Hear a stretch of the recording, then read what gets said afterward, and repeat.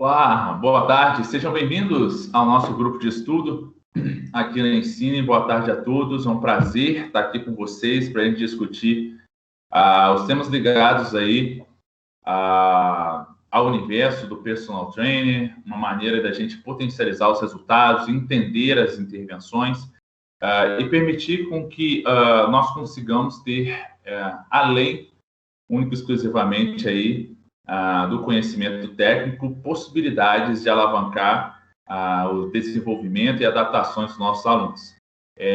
Hoje, no nosso grupo de estudos, a gente vai falar sobre um tema que muitas vezes é negligenciado pelo personal trainer, uma vez que existem alguns profissionais que acreditam que esse tipo de conteúdo ele se limita exclusivamente ao nutricionista. Então, acho que é muito importante a gente entender o conceito, é muito importante entender como esse conteúdo, a maneira com que você avalia, a maneira com que você gerencia esses aspectos, podem conseguir alavancar os resultados. Então, lembrando a vocês que o artigo no qual a gente se baseia, né, no qual a gente pode pegar alguns insights, ele vai estar na nossa plataforma Moodle, e os artigos preferencialmente em inglês, né, porque a ideia do grupo é o desafio de você pelo menos aí destrinchar os termos técnicos, ou então entender um pouquinho, fazer com que você, de fato, exercite sua capacidade aí de entendimento, primeiramente da literatura, do idioma inglês, e também se esforçar para, de alguma maneira, praticar isso. A linguagem científica é inglês e muito provavelmente você vai ter resultados maiores quando você faz com que esse conhecimento seja realizado. Beleza? Então, iniciando a nossa discussão, iniciando o processo, né, iniciando aí o contexto, para depois a gente abrir para a discussão, a gente tem que entender que quando nós pensamos no processo aí bioenergético, a gente tem que entender qual é o tipo de exercício físico realizado. Esse tipo de exercício físico, ele tem influência direta em como eu vou utilizar os substratos energéticos. Então, essencialmente, basicamente, a gente pode dividir dois principais tipos de exercício. Exercício físico aeróbio e exercício físico de contra-resistência, né, no qual você tem uma resistência maior que o próprio peso corporal, que o próprio segmento corporal no movimento. Então, quando a gente faz essa relação, a gente consegue entender como a gente consegue avaliar se o meu aluno ele tem capacidade de estar desenvolvendo aquela atividade a proposta pela planilha de treino, ou se por um acaso o seu aluno não consegue rapidinho. Está com ruído bem alto? Está com ruído bem alto atrás?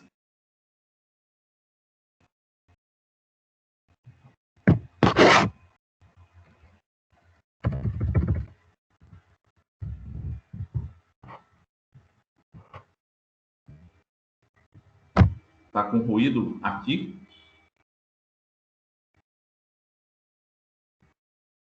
Ainda está um ruído para mim?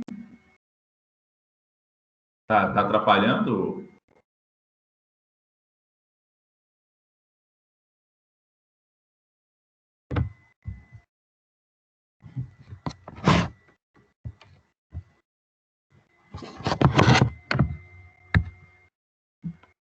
Pode ser, então? Beleza.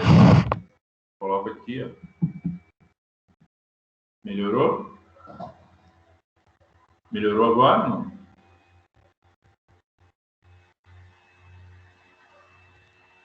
Melhorou, pessoal, o som? Ou não? Ótimo.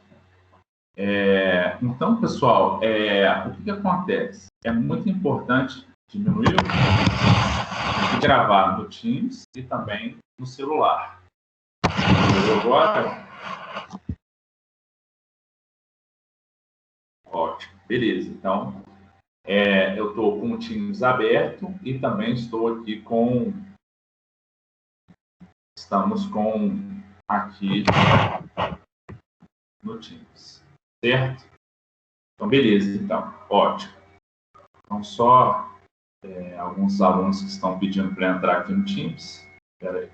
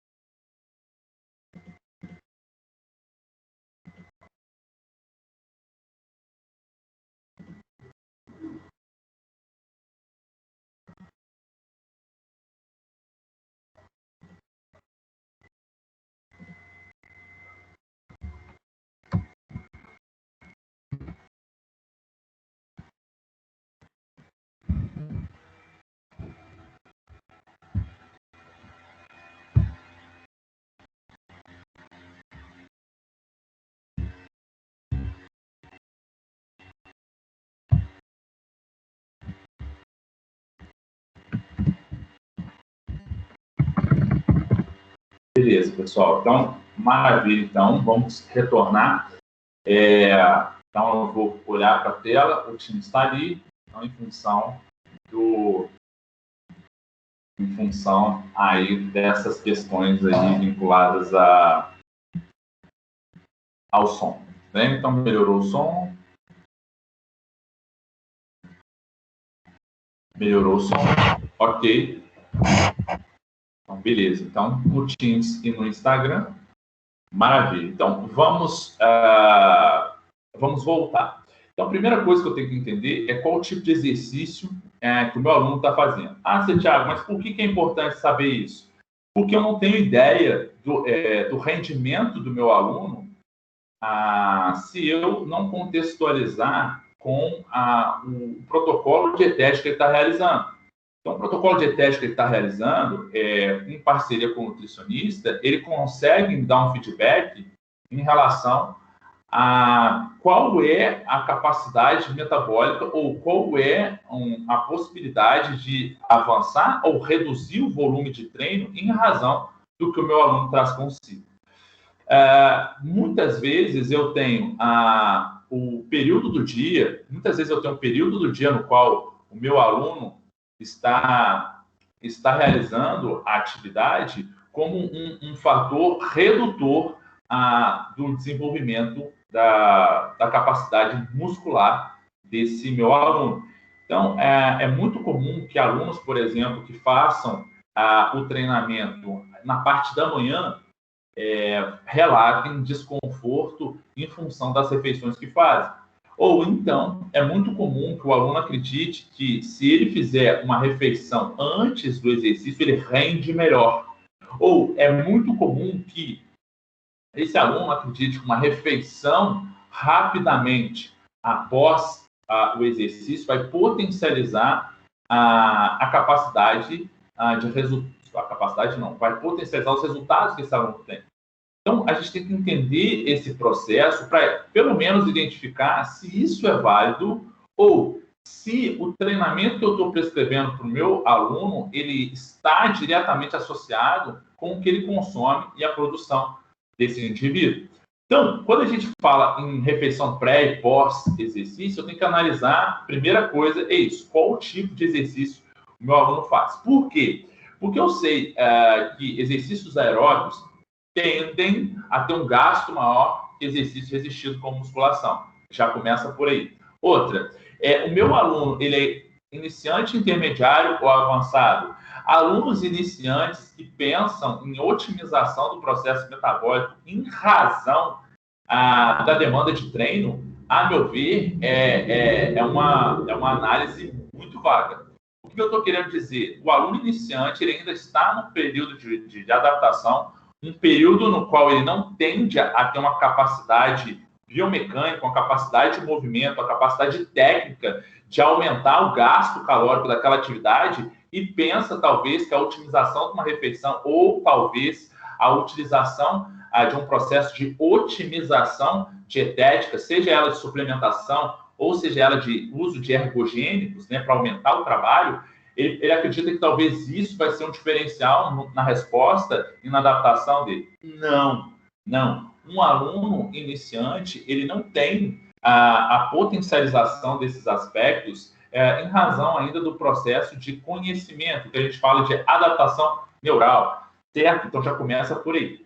Outro aspecto muito importante é que se uma pessoa está preocupada com uma refeição rapidamente, antes da prática, uma refeição que possa dar energia para ela fazer a prática, ela tem que entender que o processo de digestão que começa na boca, passa pelo trato, passa por todo o trato gastrointestinal e, de fato, depois é absorvido no intestino delgado e chega na corrente sanguínea para ser distribuído para os outros órgãos, ele tem que entender que isso leva tempo. Então, até que ponto eu posso estar pensando que necessariamente ele precisa fazer uma refeição antes do treino porque ele precisa de energia ou ele está sem energia? E aí entra uma coisa muito importante, que é justamente um pensamento errado ou talvez o desconforto mental ou a associação de que alguns parâmetros naturais que se espera no exercício físico podem ser em função da baixa alimentação. Como, por exemplo, a diferença entre hipotensão por redistribuição de fluxo sanguíneo e a diferença entre redução, de fato, da energia para fazer a contração muscular. O que é esse primeiro que eu falei aí, hipotensão em função de redistribuição de fluxo sanguíneo? Simples. Vamos segmentar, vamos fazer um corte aí transversal do meu corpo e segmentar ele em parte superior e parte inferior. Se eu estou fazendo uma contração maior em exercícios de membro inferior, é normal e esperado que o fluxo de sangue aumente para a musculatura inferior para poder dar conta da entrega de nutrientes que está sendo exigida por aquela musculatura. Consequentemente, eu tenho uma redução do débito de sangue que vai para a superfície, para a região superior do meu corpo. Então, muitas vezes, é muito comum que um indivíduo que faça exercícios em que está deitado ou sentado, como, por exemplo, leg press, principalmente leg press 90 graus, é muito comum que esse indivíduo, né, que ele está nessa posição e exigindo muito da musculação em membro inferior, é muito comum que na hora que ele levante, o corpo ele fique um pouquinho sonolento, ele fica um pouquinho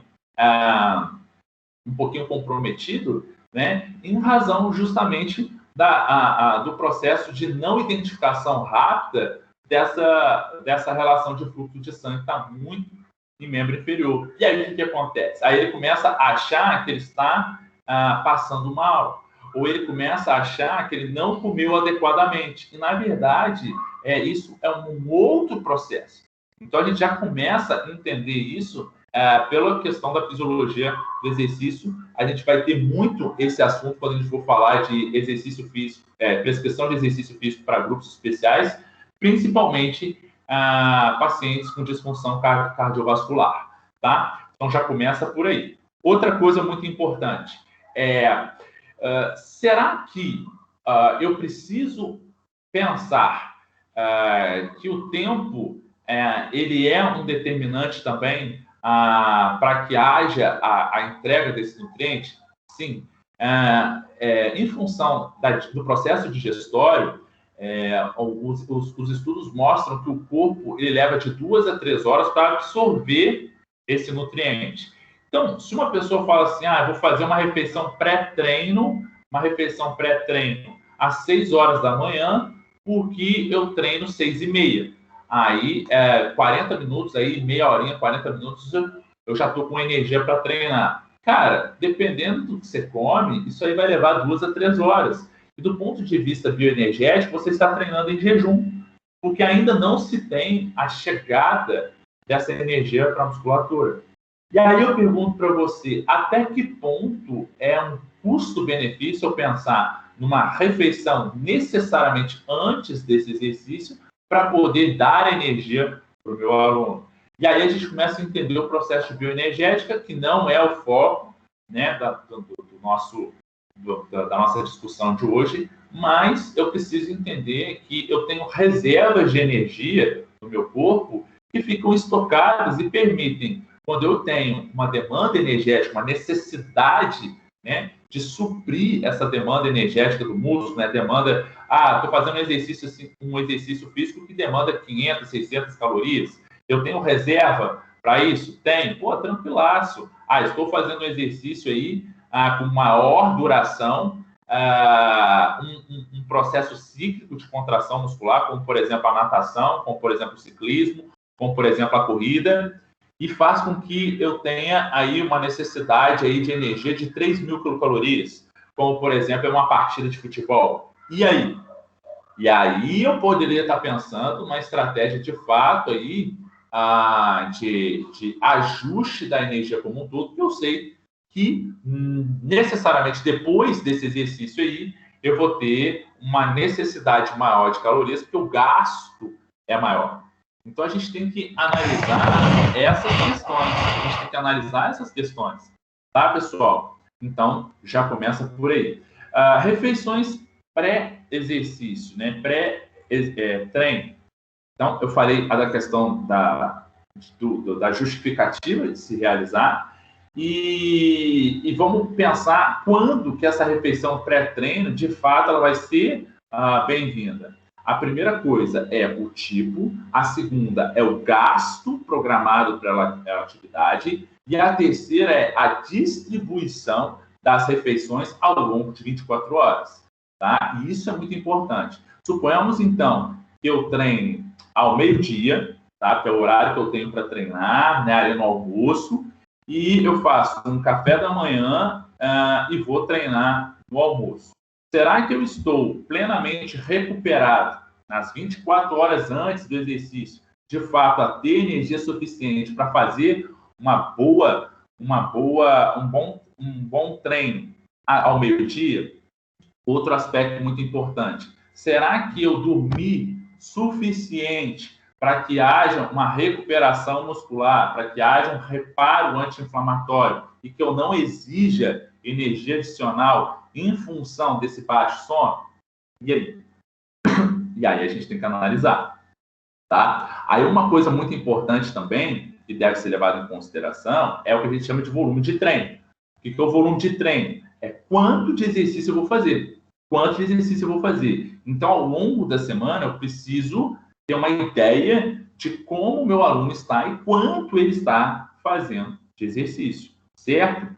Então, isso precisa ser levado em consideração também. E aí, por último, mais ou menos importante, então a gente adequou, analisou e avaliou. Existem possibilidades também de que a refeição pré-treino atrapalhe no meu exercício? Existe. Muitas vezes, quando eu tenho refeições que demandam uma redistribuição de fluxo sanguíneo muito grande para a região abdominal, para poder absorver muito esse nutriente, e estou realizando um exercício de uma maneira mais intensa, ou que tenha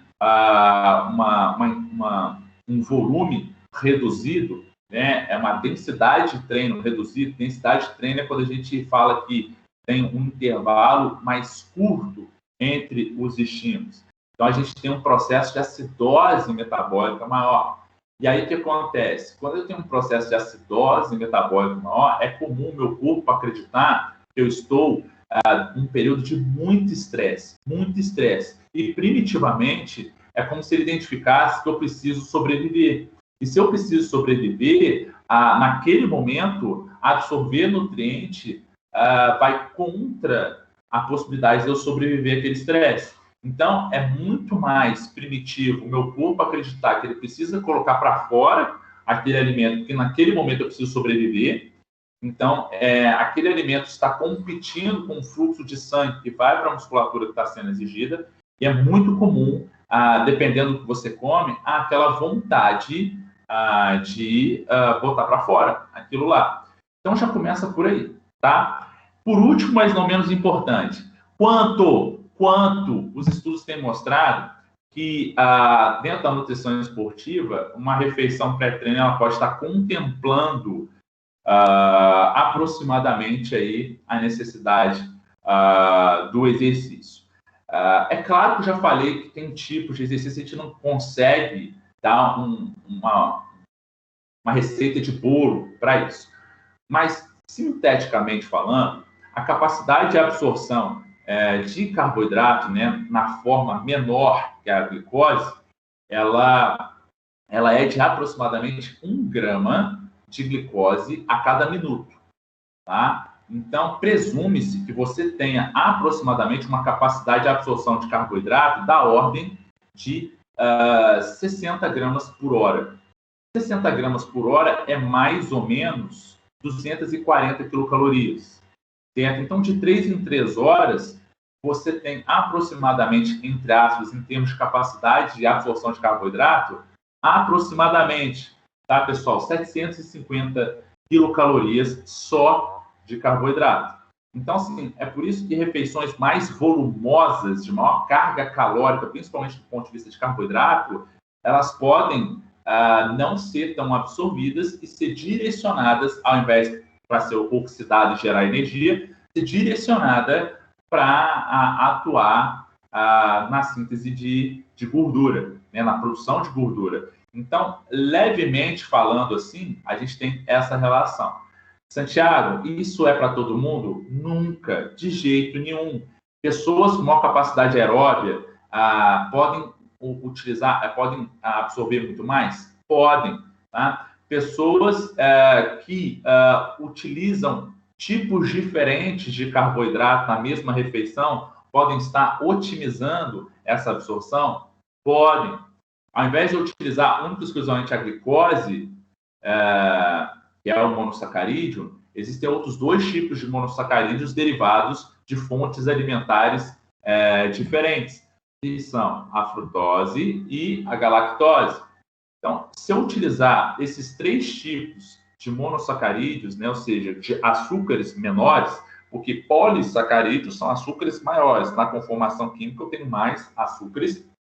E se eu tenho mais açúcares, eu chamo esse carboidrato de complexo. É uma fonte de carboidrato complexo, porque tem muito mais polímeros de açúcar. Então, carboidratos complexos são polissacarídeos. Um exemplo deles é o amido.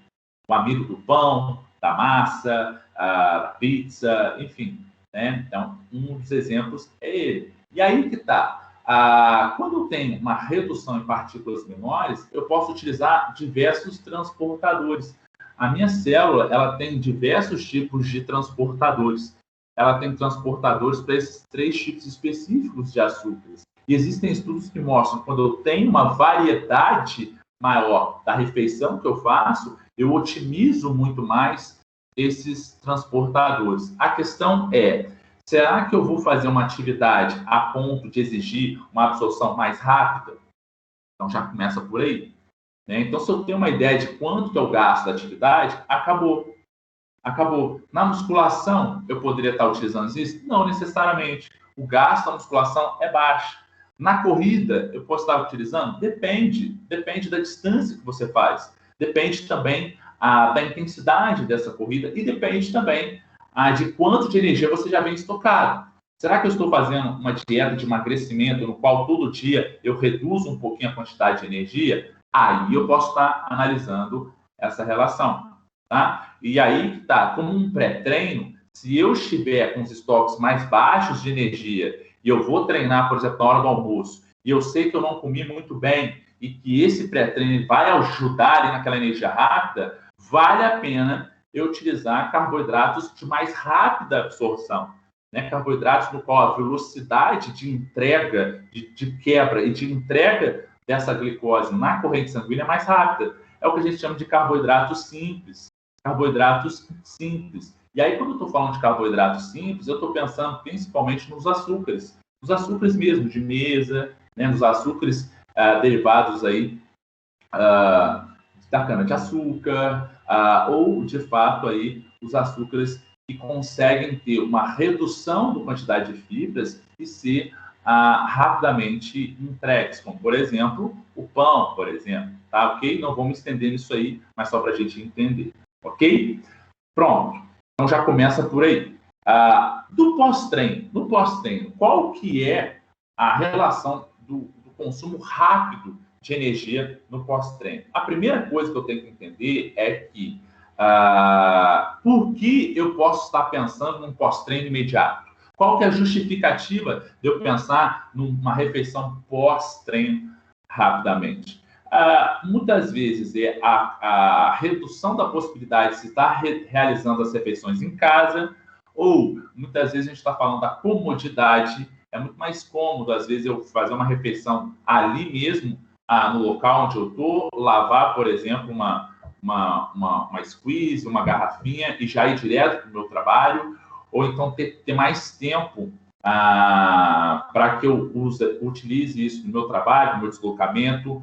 Então, eu consigo fazer isso no carro. Então, pode ser uma justificativa a questão de conveniência e praticidade. Ok. Em termos de necessidade, Santiago, necessidade. Aí a gente esbarra em algumas questões muito importantes. Quando eu estou falando no pós-treino de catabolismo, a primeira coisa, catabolismo é ruim? Depende. O meu corpo, naturalmente, ele entra no processo catabólico. O catabolismo é quebra de uma célula para gerar energia. Durante o exercício físico, eu preciso estar em catabolismo? Preciso. Eu vou tentar evitar o catabolismo durante o treino? Não. Porque da mesma maneira que a célula de gordura quebra e a célula de glicogênio muscular quebra, a proteína do músculo, ela quebra também. Ela quebra, mas é momentânea.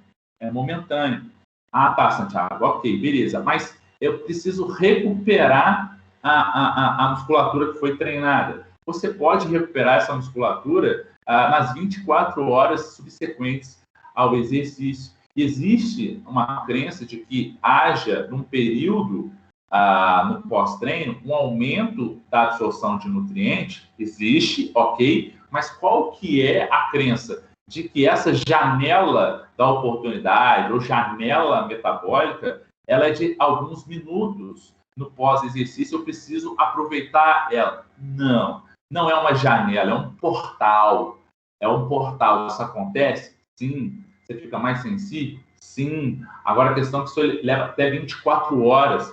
Dependendo do exercício que você faz, isso leva 48 até 72 horas. Então, você não precisa, de fato, terminou o treino, pegar um negocinho, colocar para evitar o catabolismo. Não, isso é crença batida. Não, o mais importante é você fracionar, entender o processo em 24 horas como um todo.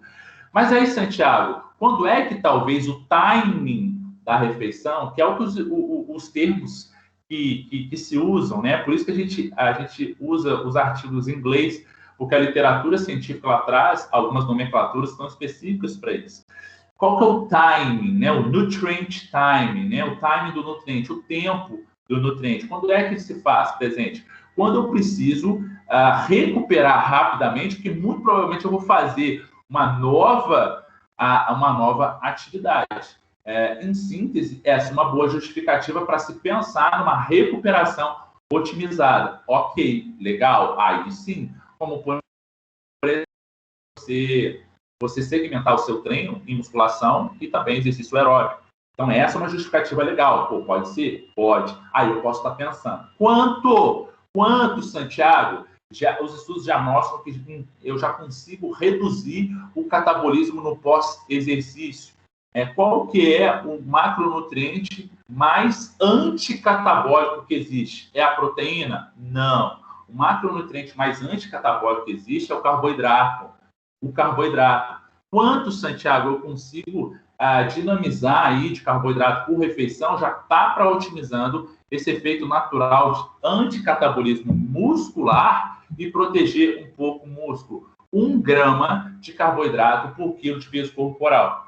Uma refeição que contenha pelo menos 1 grama de carboidrato por quilo de peso corporal já é suficiente para, nas 3 horas conseguintes, se segurar bem esse catabolismo natural e esperado do exercício físico. Isso quer dizer que é ruim? De jeito nenhum.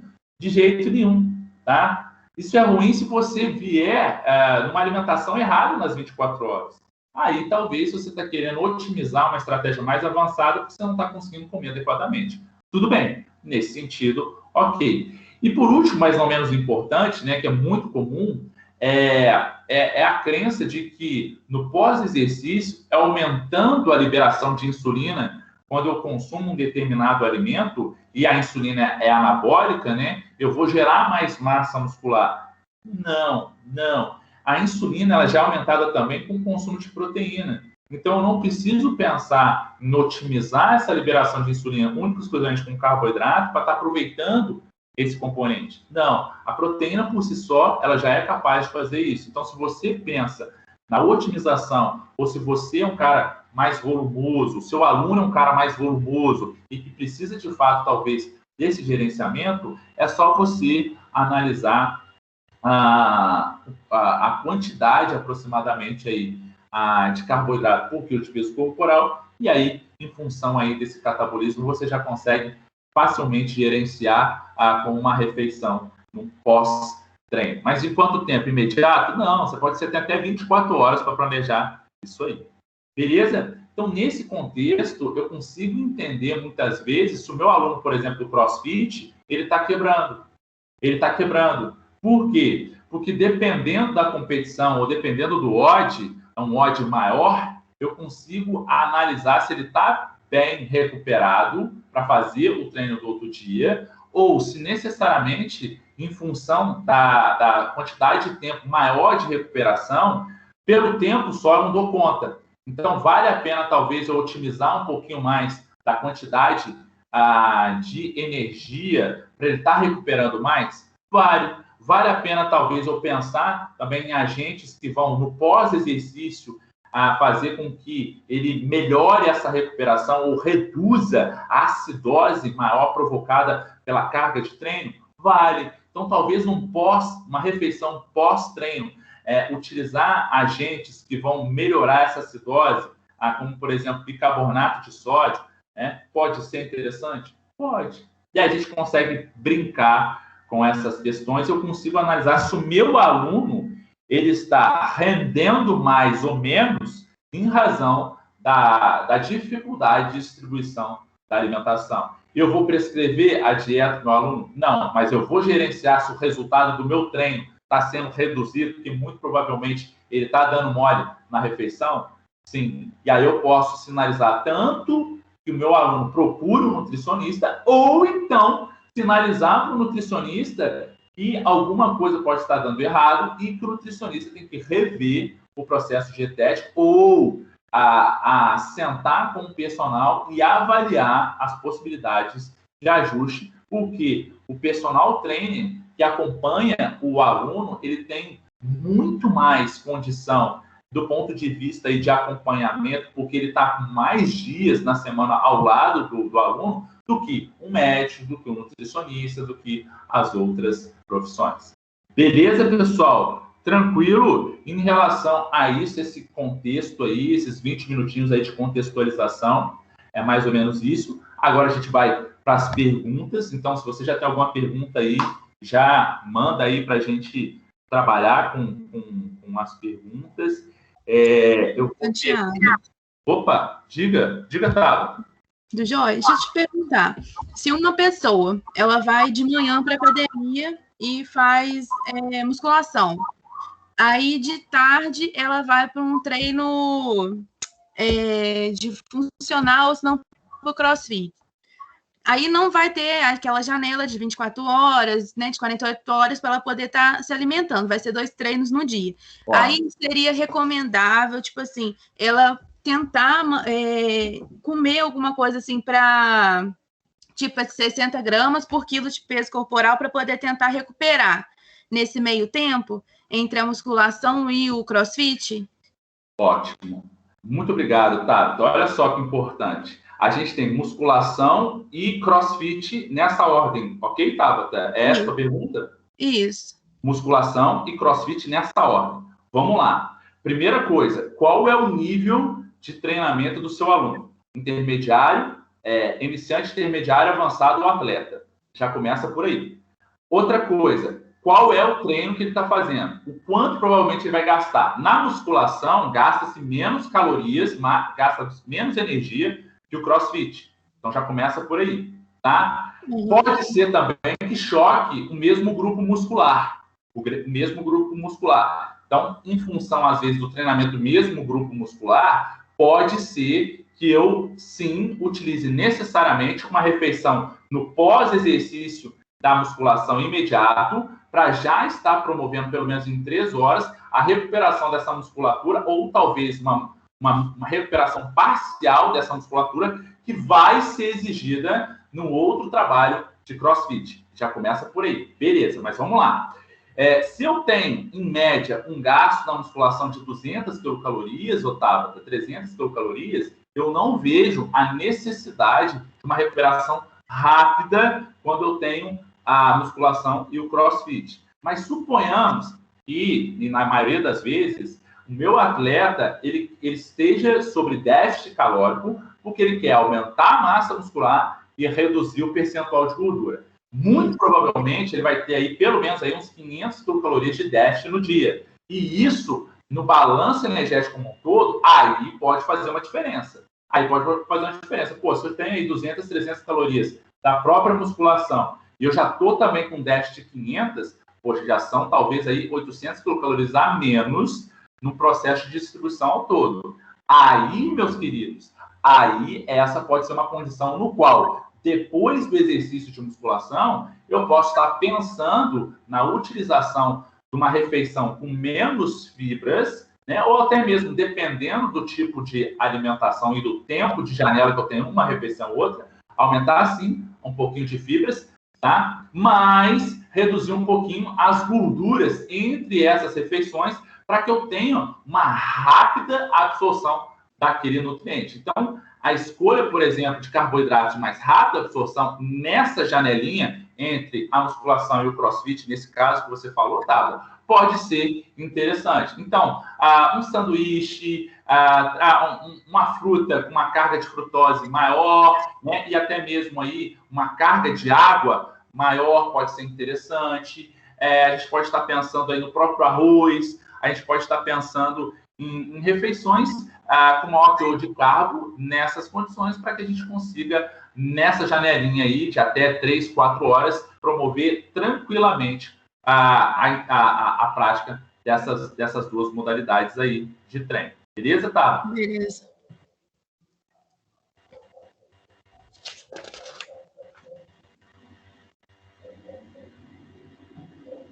Vamos lá.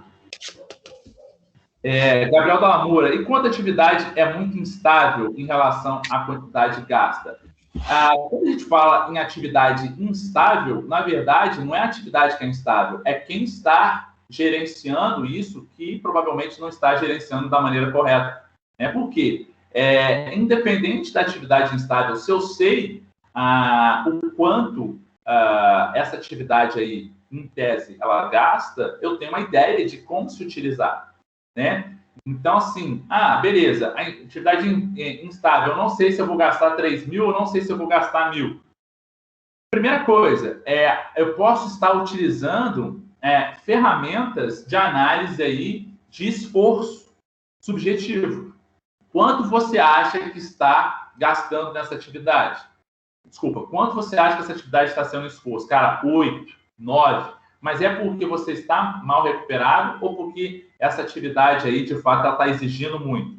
Realmente. Então, diante disso, estratégias de recuperação intra-treino, ou seja, uma refeição intra-treino, pode ser realizada. É muito comum no ciclismo a gente ter necessariamente a necessidade de fazer uma refeição intra-treino por volta de 2 horas de treino, onde, dependendo aí da prática, eu tenho um gasto aí de até 3.000 calorias, principalmente aí utilizando glicogênio muscular. Se eu tiver uma velocidade crítica, né, uma velocidade no qual é uma velocidade mais alta, né? Se eu tiver uma velocidade crítica mais alta, se eu estiver rodando mais alto, muito provavelmente aí eu já vou ter em 2 horas aí 2.000 ou 3.000 calorias aí de déficit, principalmente glicogênio muscular, com a energia mais rápida. Então, nessa questão, vale a pena utilizar uma refeição intra-treino para estar otimizando isso aí. Então, refeição intra-treino que eu uso em atletas de ciclismo é carbogel, eu uso muito panetone, eu uso muito paçoca, bananinha. Então, são aí possibilidades. Só que muitas vezes a gente tem a relação também com digestibilidade, paladar, também gosto. Então, é muito comum um relato, às vezes, dependendo do teor dulçor da refeição, o atleta não se sentir bem. Então, vale a pena colocar agentes que vão dar um pouquinho de sabor, né? Como, por exemplo, gengibre. Eu gosto muito de utilizar pó de gengibre no shake aí, para dar uma redução da vontade de vomitar ou da náusea, em função, às vezes, dessa incompatibilidade paladar. Ok? Beleza. Obrigado pela pergunta, Dalamura. Matheus, catabolismo, as pessoas pensam que vão catabolizar isso, exatamente.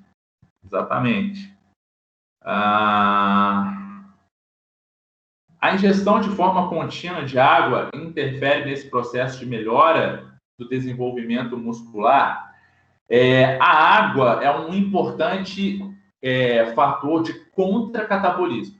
É um fator protetor contra o catabolismo. Por quê? Principalmente por duas vias, tá? Aliás, por três. A primeira é porque você consegue manter mais nutrientes dentro do músculo, como, por exemplo, sal. Por isso que, quando você está desidratado, você precisa de muita água, porque você não pode tirar mais sal de dentro da tua célula, porque você vai reduzir a contratividade, né? Se for no músculo, beleza, menos mal, mas se a cãibra for no coração, né, eu dou esse exemplo, aí vai dar ruim. Então, já começa por aí. Então, a manutenção hidroeletrolítica da célula já começa por aí. Tá? Você começa a render menos em termos de contração, porque a gente sabe que o íon sódio, até mesmo na bomba de sódio e potássio, ele é o desencadeador primário do processo de contração muscular e sinalização do neurotransmissor colinérgico da acetilcolina. Ok? Segundo, a relação de água ela tem uma direta influência numa ativação de uma proteína chamada aquaporina 4. Essa proteína aquaporina 4, ela consegue aumentar a distensibilidade do sarcolema, que é a membrana que reveste a célula muscular, e a partir do momento que essa membrana ela distende, porque o músculo está cheio de água, esse sinal mecânico, ele auxilia os sinais que vão ser traduzidos em sinais bioquímicos e vão estimular a cascata de reação molecular que vai gerenciar o ganho de massa muscular. Então, esse é um fator importante. Terceiro fator que a água contribui, né? Vamos lá. Primeiro, controle hidroeletrolítico dos íons, principalmente sódio. Segundo, ativação da membrana superficial muscular. E terceiro, pelo cotransporte de carboidrato, né? Principalmente, carboidrato não, glicose. Para cada 1 grama de glicose que vai entrar no meu músculo, eu preciso de 3 gramas de água, aproximadamente. Então, se eu não tenho uma hidratação adequada, muito provavelmente eu estou dificultando a velocidade com que essa glicose entra na célula. Tá? E aí, meus amigos, aí eu pergunto para vocês, tem como eu querer beber água somente quando eu estou com sede? Esse é um erro horrível, um erro extremamente comum nas pessoas e que, assim como o hábito alimentar, ele precisa ser trabalhado. É o que eu costumo dizer de higiene da água. Quanto de água você está bebendo? É normal, está aqui com uma garrafinha sempre. Por quê? Porque a gente, 70% do nosso corpo é água, e em razão do consumo de água, eu preciso disso tudo, né?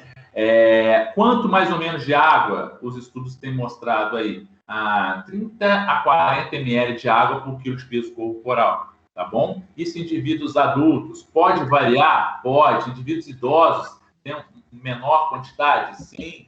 Vai variar muito, tá? Mas, em geral, é isso. Então, pensar em água é absurdamente capaz de aumentar seus resultados, ok? Beleza? Show de bola. Diga, Tabata. Tabata está aqui no Teams pedindo aí para perguntar. Vai lá, querida. Santiago, eu acompanho um médico e ele fala na questão da água. Só que ele fala que quando a gente toma água pura, não adianta muita coisa. Aí ele fala que as pessoas têm que tomar pelo menos 2 litros de água com sal integral para poder evitar a desidratação da célula. Porque quando a gente ingere só a água, só o sal que ela tem, já não dá esse balanceamento certo.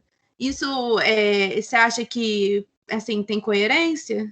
Então, querida, veja bem, vamos pensar, vamos raciocinar qual que é, entre aspas, uma das maiores dificuldades da gente gerenciar também o consumo de sódio, tá? É justamente em função da alimentação que aumenta a quantidade natural de sódio. Mas é o sal integral, é um sal diferenciado. Não, sal é sal. Sal, bioquimicamente falando, é a união de um ametal e do metal. Então, tem cloreto de sódio como um sal. Então, já começa por aí. Sal integral, sal rosa do Himalaia, sal que, sei lá, né? Não tem fundamento isso, não. E outra coisa, a dieta, geralmente, ela tem uma quantidade muito grande de sódio. Muito grande de sódio. E é justamente esse equilíbrio que se procura. Tá? E aí você está pensando, vamos também, outra coisa muito interessante, assim, as pessoas que relatam hipotiroidismo, né?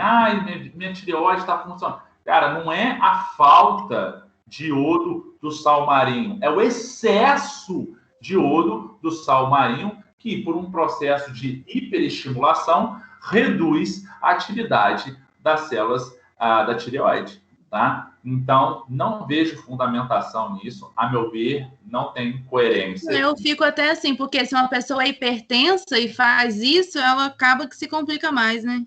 Você mesmo já está explicando isso, né? Então, são condutas que são incoerentes com, em tese, os achados científicos e também as consolidações das diretrizes nesse contexto. Ok? Beleza.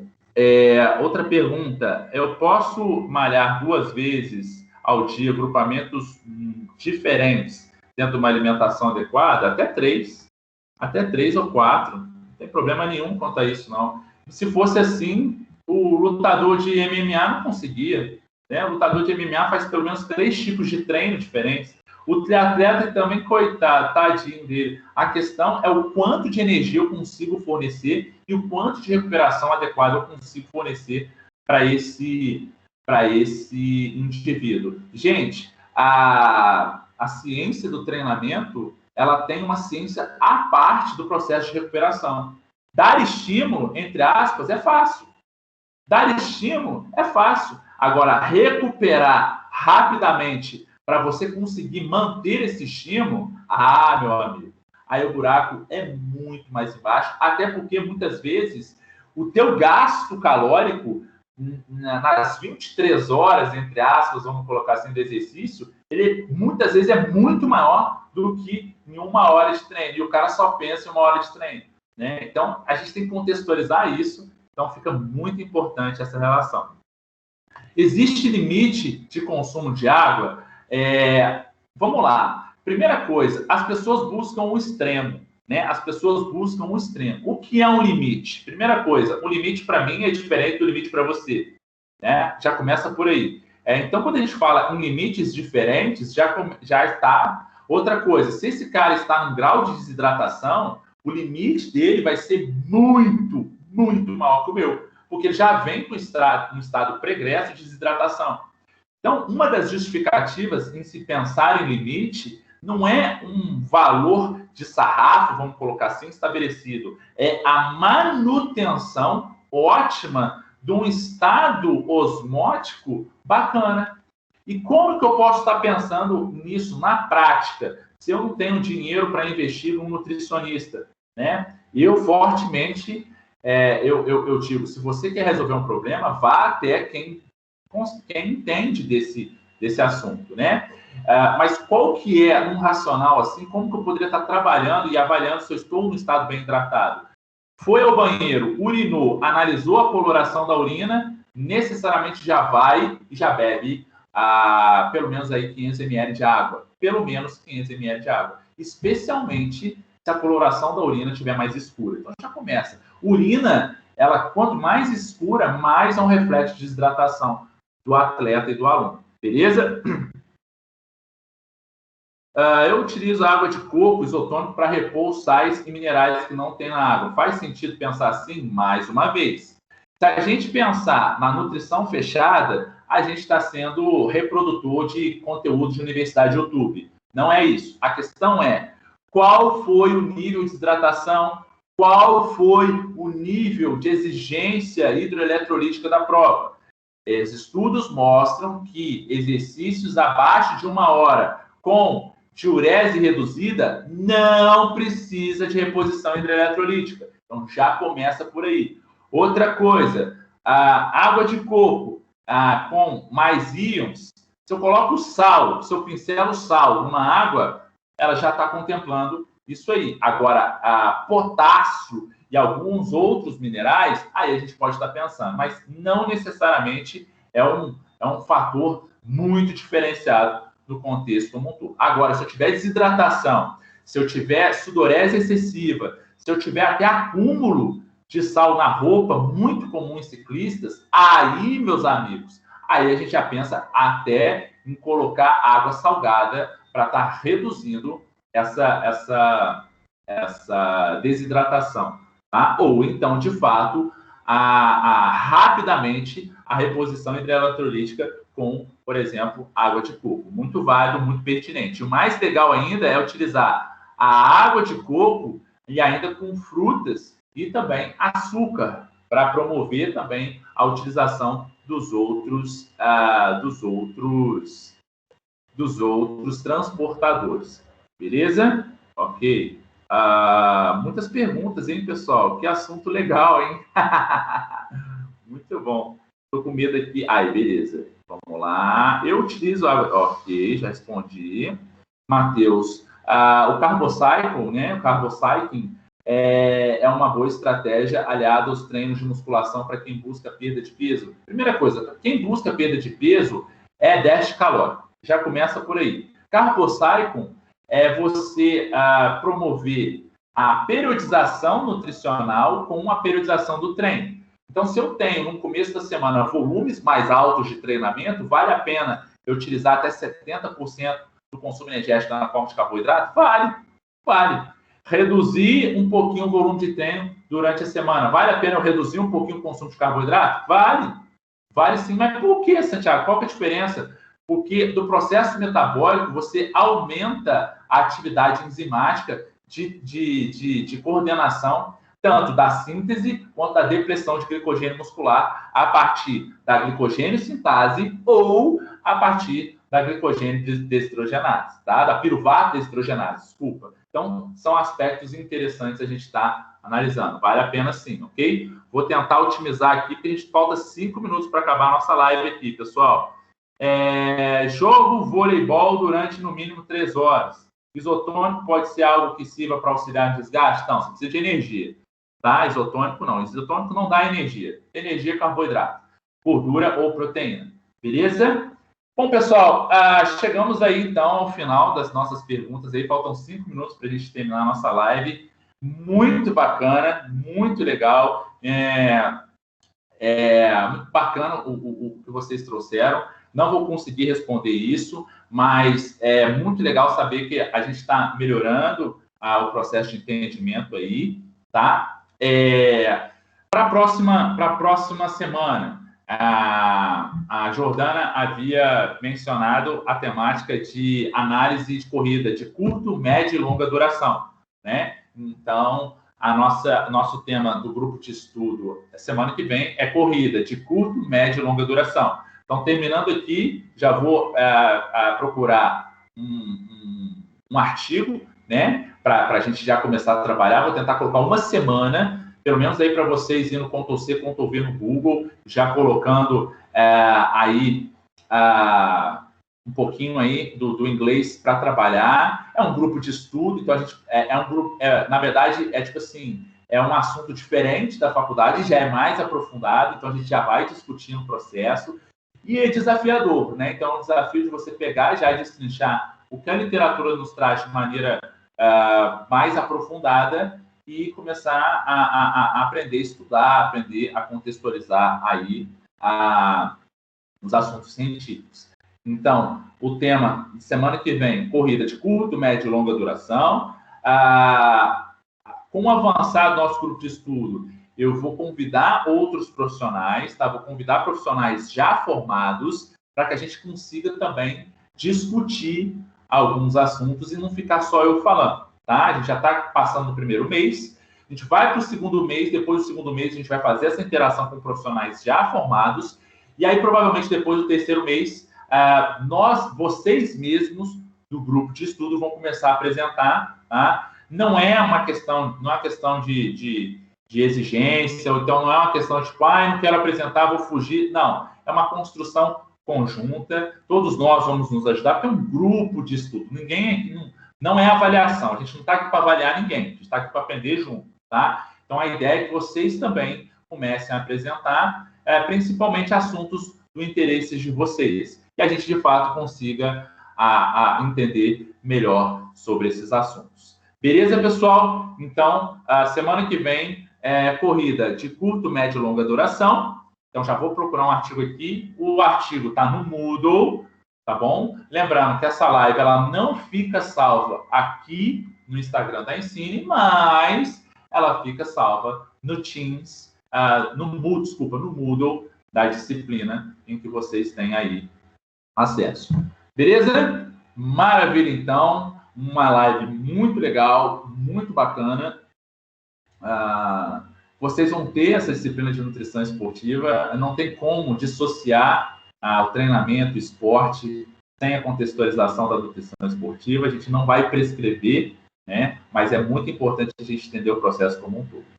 Beleza, galera? Tranquilo? Eu que agradeço a participação de vocês. Divulguem o nosso grupo de estudo. Chamem, principalmente, profissionais já formados, que já têm experiência na área, para contribuir com as nossas discussões, ou discordar, talvez, trazendo também aí argumentos para a gente poder discutir, para a gente poder crescer, para a gente poder melhorar isso aí. Beleza? Então, não deixem de divulgar, continue divulgando. O começo é assim mesmo, tá bom? E é isso aí. Boa tarde para todos vocês, bom final de semana e até semana que vem. Um grande abraço, pessoal. Valeu, tchau, tchau.